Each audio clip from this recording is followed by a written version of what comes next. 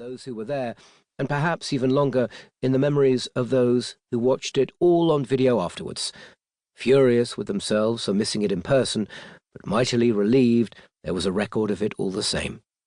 It was a Saturday night, and 10,000 people had made their way there from all over Europe. By the end of 1994, Britpop had become such a phenomenon that it was fast becoming something of a tourist attraction, with people travelling from far and wide to catch a fleeting glimpse of a member of Elastica sinking bottles in the Good Mixer in Camden, or loitering outside the Groucho Club in Soho's Dean Street, hoping for a sighting of Blur's Alex James, the comedian Keith Allen, or their new friend, the artist Damien Hirst. There was such a lot of noise swirling around the Britpop world that you could get lost in the lurid blur of tabloid lunacy as the papers squeezed every last drop out of any sweat-drenched Fred Perry top they could find. By the time 1995 kicked into gear, London was a city enthralled to its past, filling an imaginary Pathé newsreel with images of youthful icons of art, music, fashion, food and film.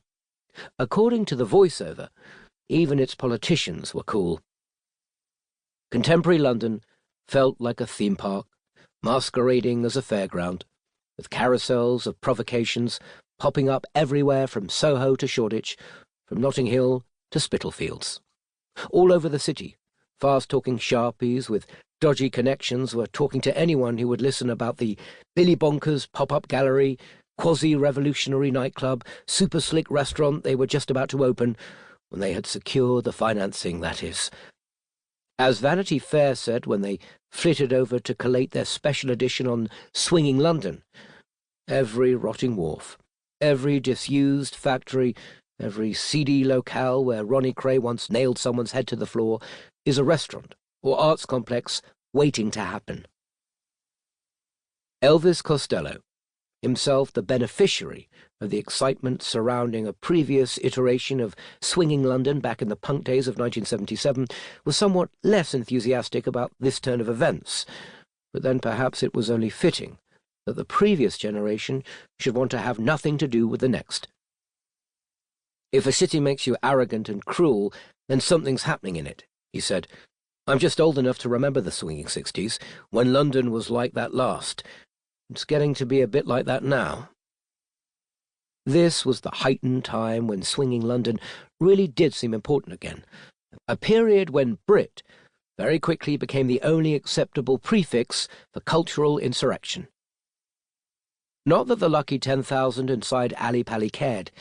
Even before it began, the stratospheric levels of anticipation had already preordained this as a night to remember.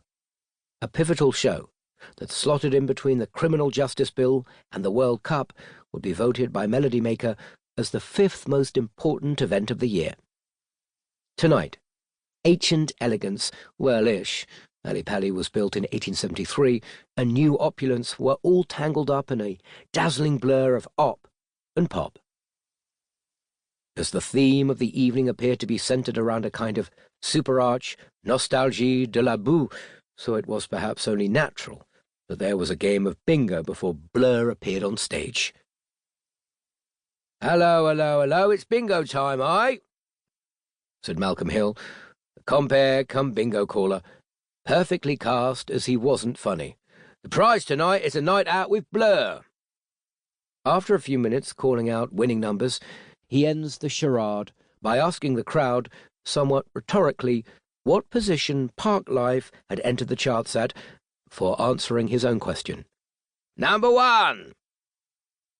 Having got this far without a hitch, he then quickly cuts to the chase by declaring them all to be winners. All 10,000 of them.